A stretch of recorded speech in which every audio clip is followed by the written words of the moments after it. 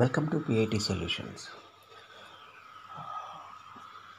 Andhra Pradesh degree colleges online అడ్మిషన్స్కి options entry అనేది ఒకసారి లైవ్లో చూపించమని కొంతమంది రిక్వెస్ట్ చేశారు. సో వాళ్ళకి ఒకసారి నేను లైవ్లో ఆ ఆప్షన్స్ని ఎంట్రీ చేసి ప్రింట్అవుట్ ఎలా తీసుకోవాలో ఒకసారి నేను చూపిస్తాను. అదే సో ఒకసారి చూడండి. మీ మొబైల్కి వచ్చిన యూజర్ నేమ్, పాస్వర్డ్ ఆ రెండు కూడా మీ మొబైల్లో ఉంటుంది. ఎందుకంటే వన్స్ మీరు పేమెంట్ చేసిన తర్వాత మీకంటూ ఒక యూజర్ నేమ్, పాస్వర్డ్ వస్తుంది కంప్లీట్గా. ఆ యూజర్ నేమ్, పాస్వర్డ్ ద్వారా మీరు లాగిన్ అవ్వగానే ఒకసారి చూడండి, ఇక్కడ ఇలా కనిపిస్తుంది. దీంట్లో మీకు మీ దగ్గర ఉన్న ఐడి, ఆన్లైన్ అడ్మిషన్ తాలూకు ఐడి వస్తుంది. ఇక్కడ ఆల్రెడీ మీ దగ్గర అప్లికేషన్లో ఏమన్నా చిన్న చిన్న మిస్టేక్స్ ఏమన్నా చేస్తే మీరు డైరెక్ట్గా ఇక్కడ చూడండి, అప్లికేషన్ డీటెయిల్స్, ఎంట్రీ, ఎడిట్, ఈ ఆప్షన్ ద్వారా మీరు ఏం చేయొచ్చు అంటే ఏదైనా సరే మిస్టేక్స్ ఏమన్నా చేస్తే వాటిని కరెక్ట్ చేసుకోవచ్చు దీంట్లో. కానీ ఫొటోస్ని కానీ ఒకసారి అప్లోడ్ చేసిన తర్వాత ఫోటో సిగ్నేచర్స్ని మాత్రం మార్చడానికి అవ్వదు.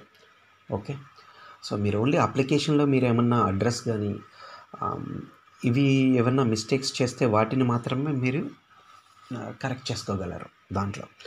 సో నెక్స్ట్ అలాగే వెబ్ ఆప్షన్స్ అప్లై చేయటం. దీనికి ఇప్పుడు ఒక స్టూడెంట్ తాలూకు నన్ను అప్లై చేయమని చెప్పారు. వాళ్ళకి ఒకసారి నేను మీకు కూడా చూపిస్తున్నాను అది ఎలా అప్లై చేస్తారన్నది. So for example click for web options అని ఉంటుంది మీకు అక్కడ. సో వెబ్ ఆప్షన్స్ని క్లిక్ చేయగానే ఇక్కడ మీకు ఆల్రెడీ ఉంటుంది. సో ఇక్కడ బై కాలేజ్ అని సెలెక్ట్ చేసుకోండి. ఇక్కడ బై కాలేజ్ మీకు నచ్చిన యూనివర్సిటీ, మీకు నచ్చిన కాలేజ్ని మీరు సెలెక్ట్ చేసుకోవచ్చు దాంట్లో. సో ప్రాబ్లం ఏం లేదు. సో ఇక్కడ ఒక స్టూడెంట్ అడిగిన కాలేజెస్ని నేను తీసుకుంటున్నాను.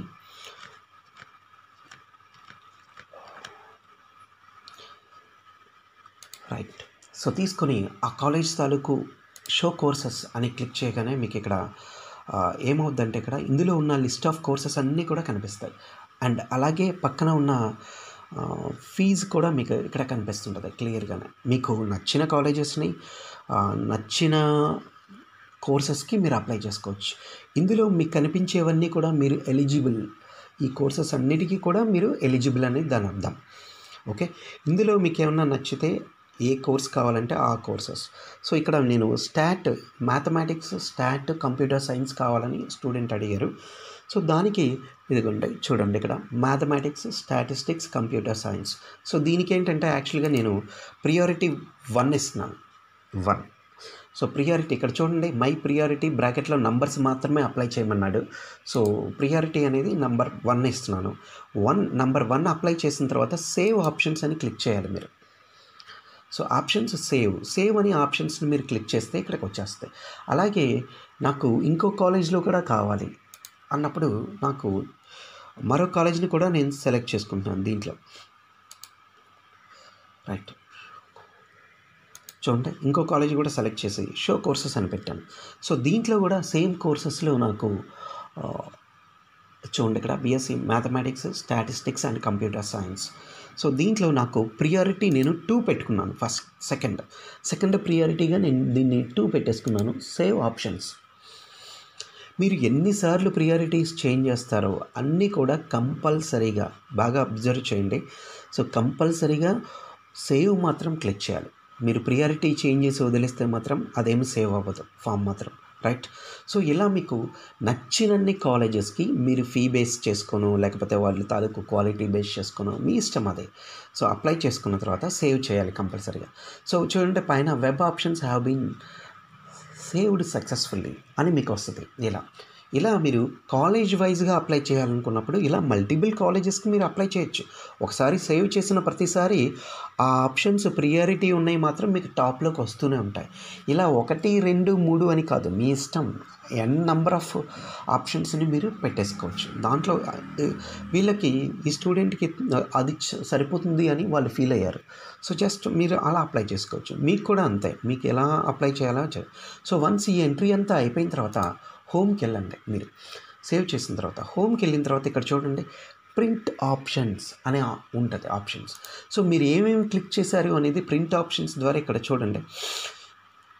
సో ఇక్కడ ప్రింట్ ఆప్షన్స్ చూడండి, ఇక్కడ క్లియర్గా మీకు కనిపిస్తూ ఉంటుంది. సో దీంట్లో ఇక్కడ ఏదైతే ఉందో ఆ ఆప్షన్స్ అన్నిటినీ కూడా మీకు ప్రింట్ ఆప్షన్స్ వస్తుంది.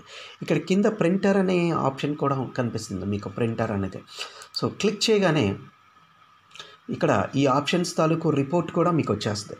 ఈ రిపోర్ట్ని మీరు డైరెక్ట్గా ప్రింట్ చేసేసుకోవచ్చు దీంట్లో.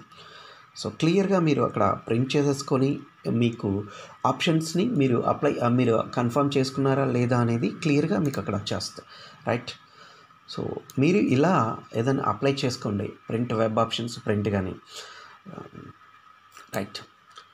So thank you. ఇక్కడ వన్స్ మీకు ఇది అయిపోయిన తర్వాత మీరు లాగౌట్ అనే బటన్ మీద క్లిక్ చేయగానే, సో ఇక్కడ చూడండి stay connected. So do you want to log out or stay connected అని ఉంటుంది. జస్ట్ లాగౌట్ చేయండి బెటర్. సో మీరు బయట నుంచి ఎక్కడన్నా మీరు ఇలా చేస్తున్నారంటే దాన్ని లాగౌట్ చేయండి, ఇంకా వేరే వాళ్ళకి సెక్యూరిటీ ప్రాబ్లమ్స్ రాకుండా ఉంటాయి, రైట్. సో ఇలా మీకు కంప్లీట్గా వెబ్ ఆప్షన్స్ని మీరు అప్లై చేసుకొని దాని తాలూకు ప్రింట్అవుట్ కూడా మీరు తీసుకొని రైట్ మీ దగ్గర ఉంచుకోవచ్చు.